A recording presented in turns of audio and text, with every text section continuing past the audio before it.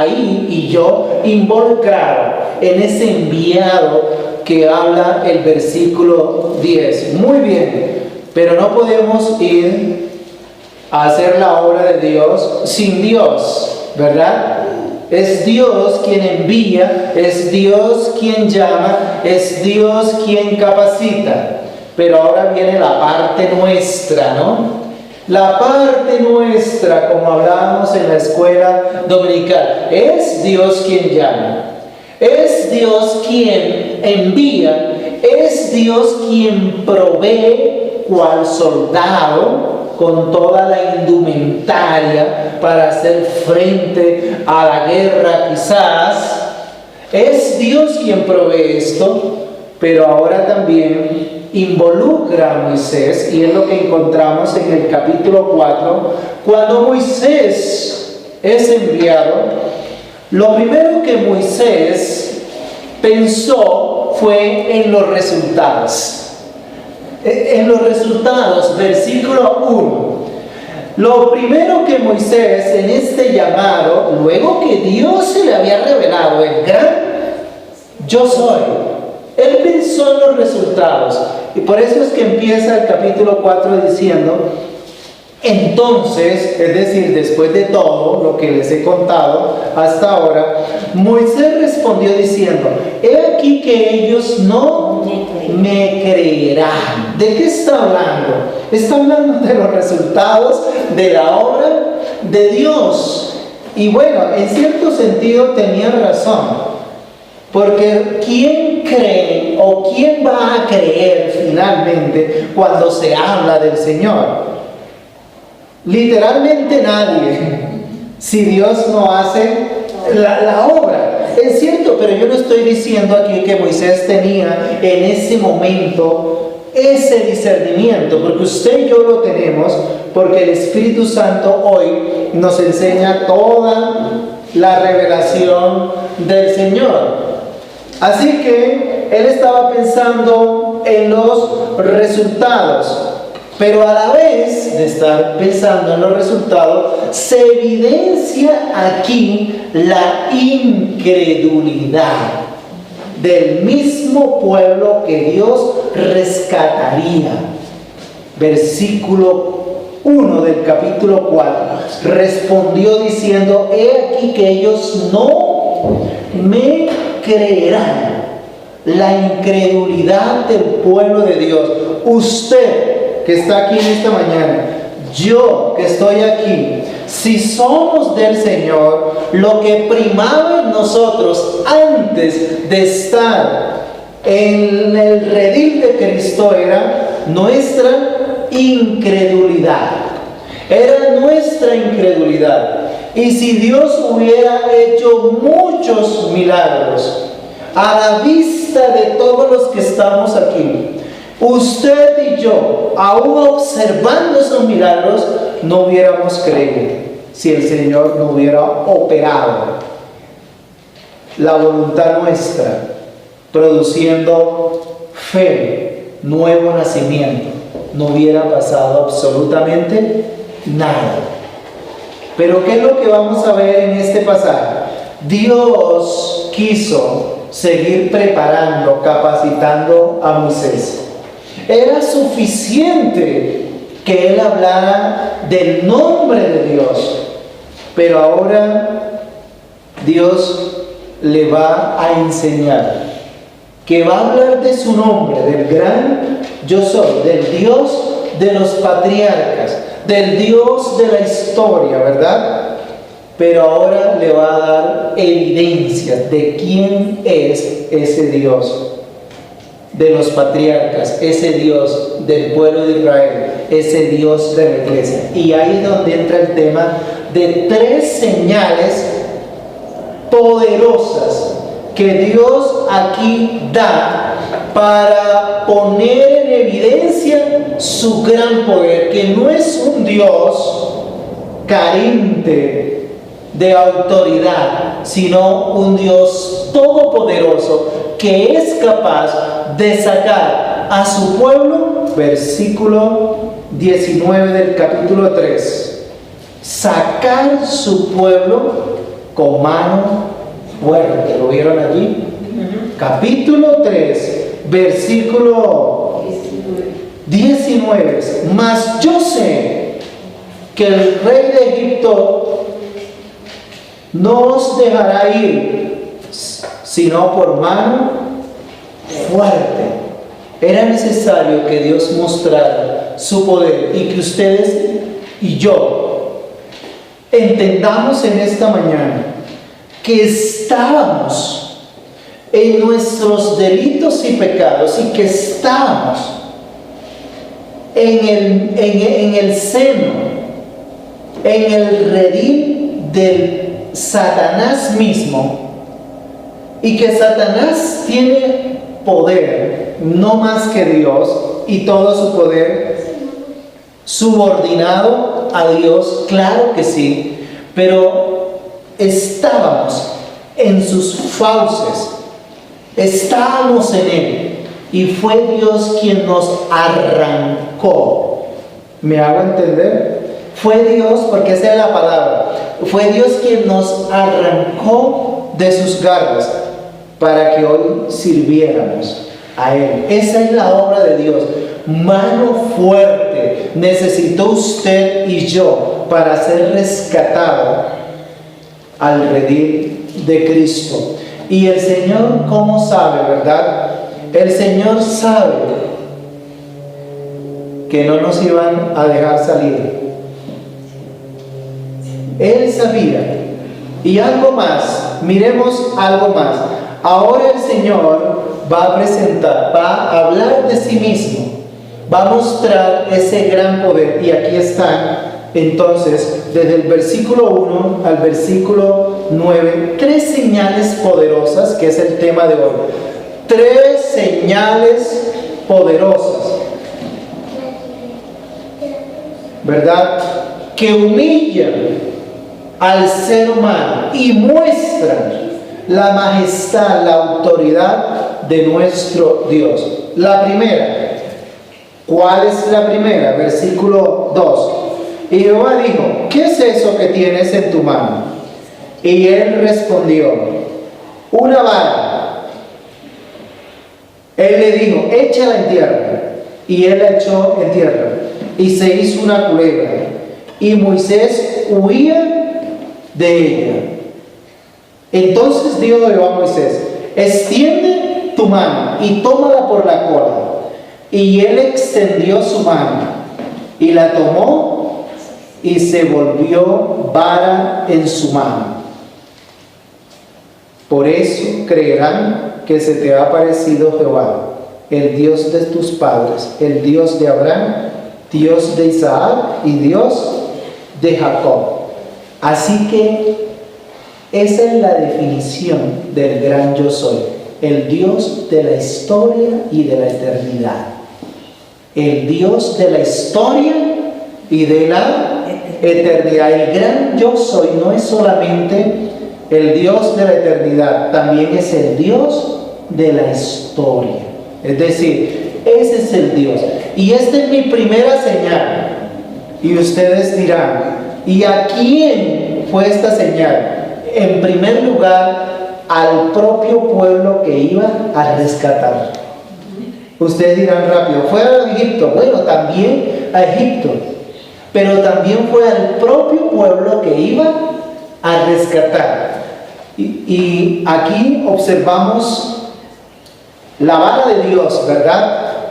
La vara de Dios, que no es otra cosa, como lo dicen los evangelios, el dedo de Dios, que no es otra cosa, la autoridad de Dios, el poder de Dios. Y son 3 señales que se las voy a relatar en esta mañana, que exaltan, magnifican al gran yo soy y humillan a toda criatura. Ese es el énfasis del sermón en esta mañana. 3 señales que magnifican al gran yo soy, al Dios de la historia y de la eternidad, y que humillan a toda criatura. La primera señal que magnifica al Dios de la historia es su autoridad, su poder. Cuando se habla de la autoridad, aquí habla de la vara de Dios. Y esta vara justamente la usó para mostrar su autoridad. Pero ¿qué pasó con esta vara? Se convirtió en una culebra, ¿verdad? Pero después de esto se convierte en una vara. Y usted dirá, ¿cómo relaciono esto? Y no es tan fácil de relacionar. Pero cuando uno va al fondo del pasaje, puede escudriñar aspectos que nos van a ayudar. ¿Por qué se habla de una vara y por qué se habla de una serpiente? Pues en la cultura egipcia, el faraón en su corona lo representaba una serpiente. Era parte de los símbolos que ellos tenían para mostrar u ostentar su autoridad. ¿Me hago entender? Una vara tenían también ellos, y tenían una serpiente, y usted investiga y se dará cuenta que los faraones, la serpiente era para ellos el símbolo representativo. Entonces Dios usó en la historia esos mismos elementos que eran comunes en la cultura para justamente mostrar su poder. Porque es que la vara que llevaba Moisés, no había nada místico ahí, no había nada misterioso ahí. Estamos hablando de un elemento que fue usado para mostrar el poder de Dios. Entonces, si este elemento fue usado para mostrar el poder de Dios, piense ahora en lo siguiente: ¿por qué una serpiente? Ya les dije, la serpiente hacía parte de su símbolo, ¿verdad? De autoridad. Pero algo más. ¿Qué hacía el pueblo de Israel cuando estaba en Egipto? Ustedes lo vieron conmigo, versículo 11 del capítulo 1. Miren que todo está allí relacionado. Yo se los había explicado en su momento. Versículo 11, capítulo 1 dice: entonces, es decir, los egipcios, a los hebreos, entonces pusieron sobre ellos comisarios de tributos que los molestasen con sus cargas, y edificaron. ¿Qué hacía el pueblo que Dios iba a rescatar en Egipto? Los hebreos. Y edificaron para Faraón las ciudades de almacenaje. Pitón, ¿se acuerdan cuando expliqué eso? ¿Qué significa pitón? Serpiente. ¿Notamos? O sea que eso era muy familiar allí. ¿Y qué significa Ramesés? Hijo del sol, idolatría, hijo del sol. Eso lo explicamos en su momento. Así que usted no se extrañe en este momento de decir: ¿y por qué tuvo que volverse una culebra? Porque esa era la cultura que ellos de alguna manera representaban o relacionaban con autoridad, con poder. Pero Dios se burló, por decirlo así. Dios de alguna manera exhibió públicamente la autoridad y el poder del faraón, haciendo que aquella vara se volviese una serpiente, pero teniendo la autoridad para cogerla con la cola y desaparecerla. Y esto no es tan simbólico, ¿saben? ¿Qué fue lo que hizo Cristo con la serpiente antigua en la cruz? Colosenses, la exhibió públicamente a los principados y a las potestades. Así que estamos viendo en el Antiguo Testamento destellos de lo que haría Cristo con el mismo poder humano, en este caso el de Faraón. Pero vayamos observando detalles ahí. La primera señal muestra entonces la autoridad suprema de Dios. Pero ¿cómo se llama el tema de hoy? Las señales poderosas que autentican el poder de Dios y humillan ¿a quién? A toda criatura. A toda criatura. Permítame solo leer un pasaje en las escrituras, en el libro de Daniel. Daniel capítulo 4. Vamos a leer, por favor, este pasaje. Daniel capítulo 4, capítulo 4, versículo 35. Y con esto estoy recordando, confirmando, refrendando que es la primera señal que humilla a toda criatura y exalta al Dios, al gran yo soy, al Dios de la historia. Dice la palabra de Dios: todos los habitantes de la tierra son considerados como nada. Versículo 35 del capítulo 4. Todos los habitantes de la tierra son considerados como nada. Y Él hace según su voluntad en el ejército del cielo y en los habitantes de la tierra. Él hace según su voluntad. Y no hay quien detenga su mano y le diga: ¿qué haces? ¿Notan? Que la primera señal apunta a qué. Mira, no hay cosa que duela más a las criaturas que se les diga que hay un Dios soberano y que ellos tienen que darle gloria y tienen que hacer lo que Dios manda. Eso es una afrenta para ellos, porque ellos pregonan su propia libertad, ¿verdad? Porque quieren hacer lo que quieren, lo que es su naturaleza, lo que los designios de sus pensamientos quieren llevarle. No quieren someterse. Y ha sido la lucha de toda la historia, buscando libertad para el ser humano. Y les cuesta que haya una moral universal, que haya un Dios que establezca las cosas y que le diga a lo bueno, bueno, y a lo malo, malo.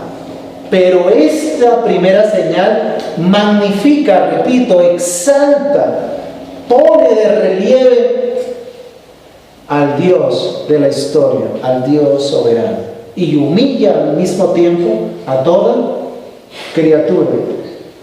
Así que esta señal no solo servía para que el pueblo que iba a ser rescatado la observara, sino para que todo el mundo temiera. Y en este caso, el reino, el imperio de la época, Egipto. Y el pasaje que cité era el reino de ¿dónde? De Babilonia, ¿se acuerdan? En el libro de Daniel, Dios volvió a repetir.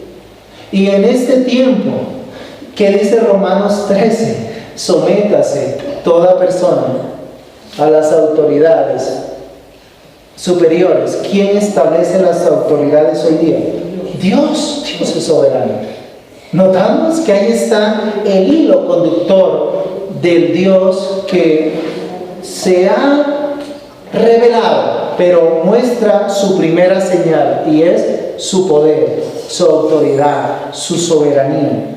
Primera señal que lo hace único, y primera señal que humilla hasta los tuétanos a toda criatura. Sigamos, por favor. La segunda señal, versículo 6. Le dijo además Jehová: mete ahora tu mano en tu seno. Y él metió la mano en su seno, y cuando la sacó, he aquí su mano estaba leprosa como la nieve. Seguimos leyendo, por favor, allí. Versículo 7. Y dijo: vuelve a meter tu mano en tu seno. Y él volvió a meter su mano en su seno. Y al sacarla de nuevo del seno, he aquí que se había vuelto como la otra. Si aconteciere que no te a la voz. La segunda señal, la primera señal que muestra el poder de Dios por encima de cualquier poder humano. ¿Quién gobierna en el cielo y en la tierra? Dios. Pero también Dios va a mostrar otra señal que ya no muestra su poder, aunque lo tiene, sino que muestra su providencia. Es decir, si ustedes no creen con qué señal va a hacer Dios para que ellos crean, los va a someter a, en este caso particular, la lepra era un significado que el resultado del pecado en la raza humana los conduciría a toda aflicción. ¿Notamos? ¿Qué vendría? ¿Qué simbolizaba meter la mano? Que habría que enfermedades. Pero no solamente enfermedades, todo tipo de aflicción. ¿Me hago entender? ¿Eso qué quiere decir? La primera señal de Dios, que exalta su nombre, su autoridad, y que humilla a toda criatura. La segunda señal, que en su mano estaría toda providencia o toda situación. Permítanme leer Lamentaciones capítulo 3, versículo 38, dice: de la boca del Altísimo no sale lo malo y lo bueno. Lamentaciones capítulo 3, versículo 38. ¿Quién será aquel que diga que sucedió algo que el Señor no mandó? ¿Notamos eso? Esa es una señal de Dios. Las cosas que suceden y que nadie puede controlar, toda aflicción.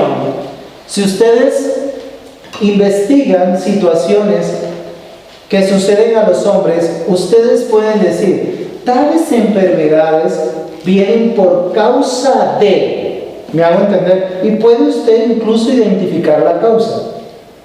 Tales tragedias de ciertas naciones ha venido por causa de, usted puede llegar a un gran cataclismo, un gran terremoto, o que las enfermedades tal vinieron por causa de esto, pero cuando llegue a esa causa de por qué llegaron esas aflicciones, ¿no les parece que hay una raíz primaria para todas esas aflicciones?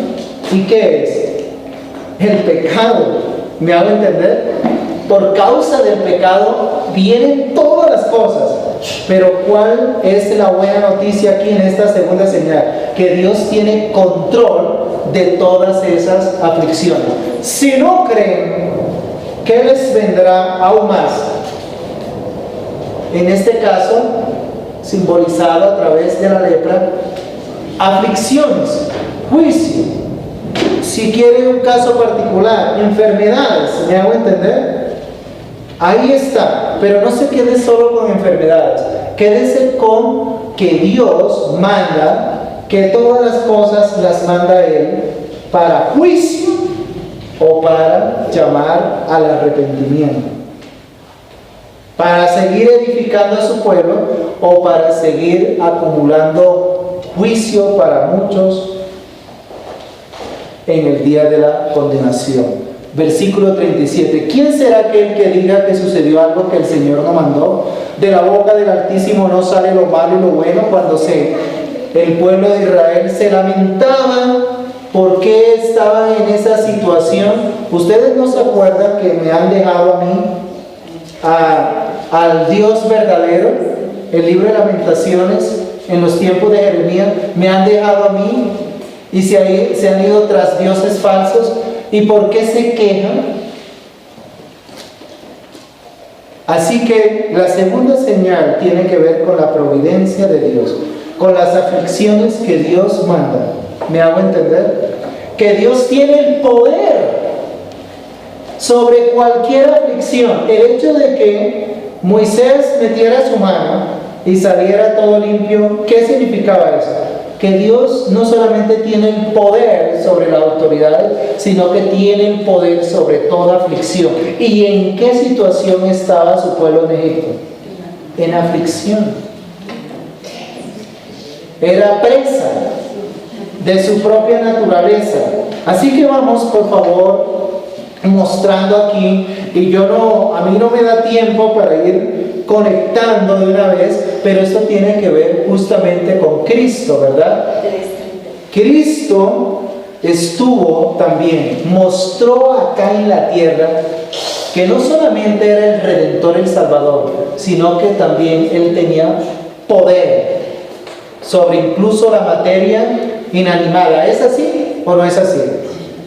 Le decía, cálmate tempestad, y se calmaba. Pero también Cristo mostró su poder en cuanto a su autoridad. ¿Se acuerda cuando estaba frente de aquel gobernante y le dijo al gobernante, yo tengo poder para retenerte o para soltarte? Y él le dijo, cualquier autoridad viene de lo alto, ¿verdad?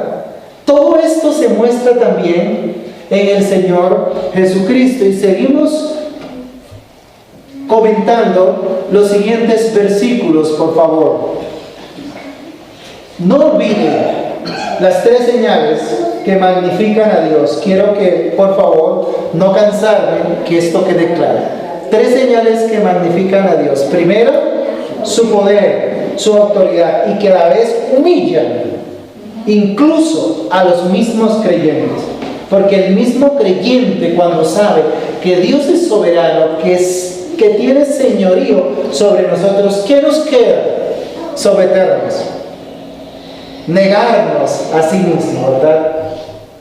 Pero también otra señal, y es que dura cosa es caer en manos de un Dios vivo. Él tiene también el control providencial de todas aquellas cosas que pueden suceder a nuestras vidas por razón de la incredulidad en sus planes. ¿Me hago entender? Seguimos leyendo. Ahora, versículo 9. Y si aún no creyeren estas dos señales, si oyeren tu voz, tomarás de las aguas del río y la derramarás en tierra, y se cambiarán aquellas aguas que tomarás del río y se harán sangre en la tierra. Bueno, este aspecto todavía hace parte de la providencia, pero ya en un asunto aún más específico y determinante. Lo que en el fondo, cuando se acerca uno más y más bajo la guía del Espíritu Santo, ¿saben? En términos generales, lo que está diciendo es, ¿cuál era la fuente de subsistencia del pueblo egipcio o de esa civilización en ese momento de la palabra de Dios? Digamos de otra manera, ¿de dónde derivaban los primeros renglones de su economía para vivir? Del río. ¿Me hago entender? Era como su fuente, su sustento. ¿De acuerdo? Entonces, hablarles del río, hablarles de su propio sustento, de la fuerza que ellos tenían, era dejarlos o mostrarles que si eso no les daba, si no les prosperaba, si no había frutos en eso, ¿qué iba a pasar con su vida? Versículo 9. Ahí estás. Tomarás de las aguas del río y las derramarás en tierra, y se cambiarán aquellas aguas que tomarás del río y se harán sangre en la tierra. Miren, en esta última señal es una señal de juicio. Es una señal, si me lo permiten así, de exterminio. ¿Qué pasó un poquito antes? Yo digo un poquito, En los tiempos de Noé, cuando Noé, cual pregonero de Dios, hablando de Dios, lo que pasaba era que toda carne se corrompía. ¿Qué trajo Dios? Juicio. ¿Y con qué Dios está mostrando su poder aquí? ¿De qué les está hablando? De una última señal. Juicio vendrá para todos aquellos que desconozcan, que sean incrédulos a su poder, a su señorío. Tres cosas que exaltan al gran yo soy, al Dios de la eternidad y Dios de la historia. Su autoridad, su poder, su señorío, ¿me hago entender? Su soberanía, pero que a la vez humilla al ser humano. Su segunda señal, que los tiempos están en sus manos y que Él tiene control de todas las cosas que suceden, y que cuando quiere enviar adversidad, la envía, y cuando quiere quitar la adversidad, la quita. En el día del bien, goza del bien. En el día de la adversidad, considera, pues tanto lo uno como lo otro viene de Dios. Eclesiastés 7:14 dice esto. ¿Eso qué quiere decir? Que tenemos señales para que nosotros creamos cada día, incluso como cristianos creamos cada día de este Dios soberano, pero de este Dios que tiene control de todo, pero también de este Dios que traerá juicio, y al cristiano también le pedirá cuentas. Ahora bien, ¿quién es suficiente para creer esto? ¿Quién es suficiente para proclamar esto? De los que estamos aquí en esta mañana, ¿quién puede decir, por fin, claro, ya entendí, el Dios soberano, el Dios que controla todo, el Dios que traerá también su espada de juicio? Bueno, pongamos un ejemplo. ¿Cuál fue la reacción de Moisés frente a lo que estoy hablando en esta mañana? ¿Ustedes no creen que después de explicado esto, uno dice, claro, Dios ha mostrado su poder en toda la historia? Se levantó el imperio de los egipcios y el Señor mostró su poder. Se levantó el imperio de Babilonia y el Señor mostró su poder. Se levantó el imperio medo-persa y el Señor mostró su poder. Y se levantó allá Alejandro Magno, los griegos, ¿y qué pasó? Y el Señor mostró su poder. Y se levantaron los romanos y el Señor mostró su poder. Y se levantaron otros reinos, otros poderes durante incluso la Edad Media, y el Señor ha mostrado su poder. Y ahora estamos en espera, y no se sabe cómo será eso en específico, el hombre que se levantará a reinar, o el sistema que se levantará a reinar. ¿Se acuerdan? Profetizado en la epístola de Tesalonicenses, el hombre de pecado, pero aún así el Señor mostrará su poder y mostrará que todas las cosas están bajo Él, y mostrará que Él va a juzgar todas las cosas. ¿No les parece que Moisés con esta enseñanza hubiera sido suficiente? Pero no lo fue. No lo juzguemos. Ustedes saben más que Moisés, bíblicamente hablando, aunque no sabemos ya la espiritualidad de él y la nuestra, ¿verdad? Pero ¿saben cómo reaccionó Moisés? Miren, esto ya es argumentación, ¿no?, de la reacción. Versículo 10. Ay, Señor. ¿Lo vieron? Versículo 10. Ay, Señor. O sea, Dios es soberano. Ay, Señor. Dios controla todo. Ay, Señor. ¿Verdad? Y empieza el relato. Nunca he sido hombre de fácil palabra, ni antes ni desde que tú hablas a tu siervo, porque soy tardo en el habla. Pero el Señor, condescendiendo con misericordia, le va a explicar, ¿verdad? Versículo 11, ¿quién dio la boca al hombre?, etcétera. El Señor, ahí ustedes pueden leer el relato, el Señor les va a mostrar: yo he sido el poderoso, el que suplo, el que te creé, el que llevo a cabo mis planes, que nadie puede detener, el que envío, versículo 13, ¿verdad?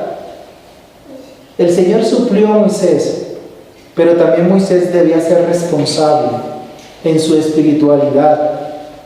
Aquí vemos que Dios suple, Dios capacita, pero Moisés es responsable. ¿Dónde vemos la responsabilidad de Moisés? ¿Lo vieron en el relato? Él va, literalmente va. ¿Dónde estaba Moisés desde el versículo 18? En Madián. Ahí tomó su familia y fue. ¿Dónde vemos más la responsabilidad de Moisés? Que no había circuncidado a su hijo. Ahí lo vemos, la responsabilidad también. ¿Dónde vemos más la responsabilidad de Moisés? Desde el versículo 28. Compartió todo esto a los ancianos de Israel.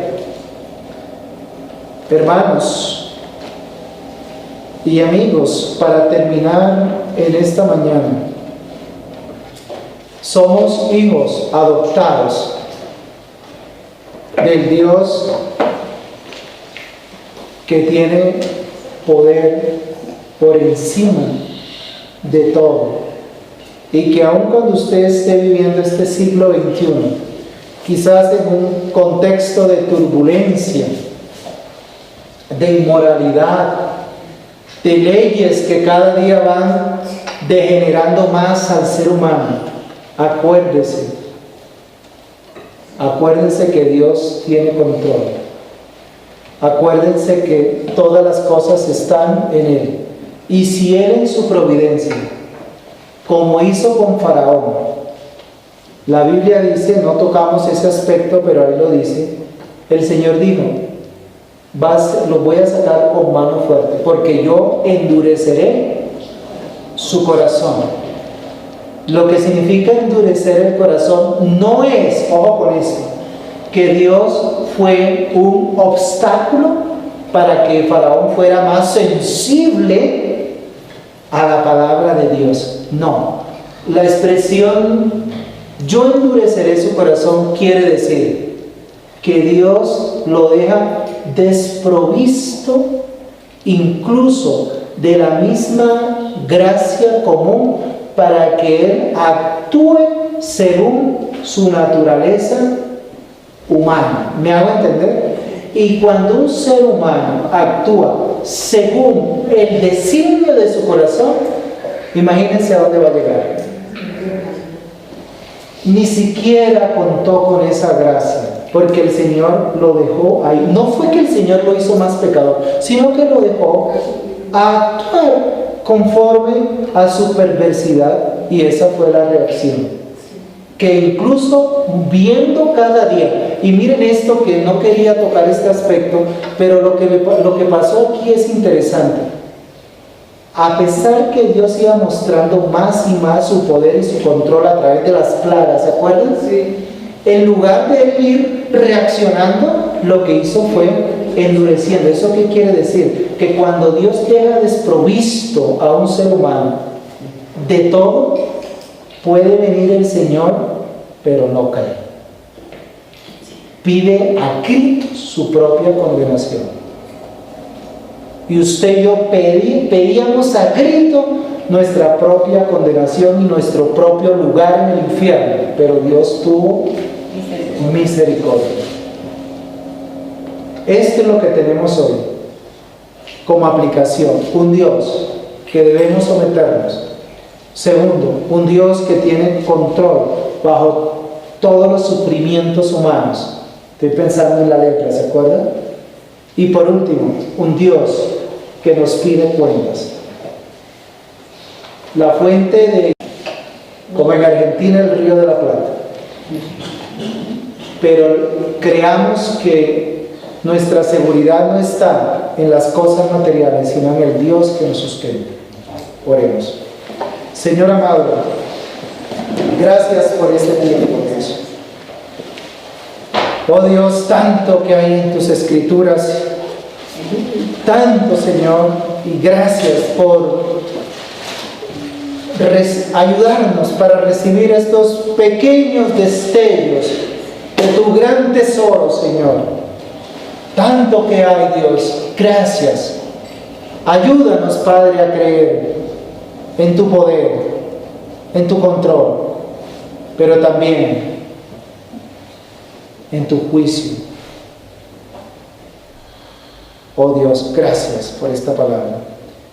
Moisés se halló insuficiente, nosotros también, pero sé que nos ayudarás para perseverar en el llamado. En Cristo Jesús, amén.